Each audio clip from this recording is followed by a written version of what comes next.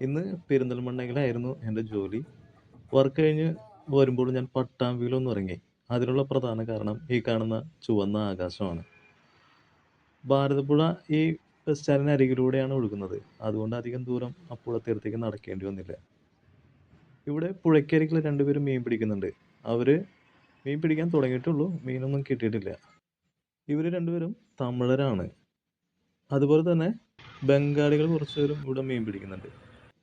ഇവിടെ പുഴയുടെ ഒരു ഭാഗം പച്ചപ്പുല്ലുകളൊക്കെ നിറഞ്ഞിട്ട് നല്ല ഭംഗിയുള്ള മനോഹരമായ ഒരു തീരമാണ്.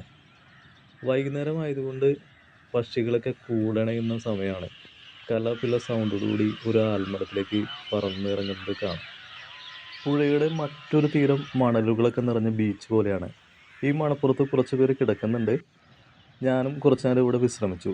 അതിനുശേഷം സന്ധ്യയായപ്പോൾ പുഴത്തീരത്തുള്ള പട്ടാമ്പി ടീ സ്റ്റാൾ എന്നു പേരുള്ള ഹോട്ടലിലേക്ക് കയറി. അങ്ങനെ ഇന്നത്തെ പട്ടാമ്പിയിലുള്ള സായാഹ്നം കൊള്ളായിരുന്നു.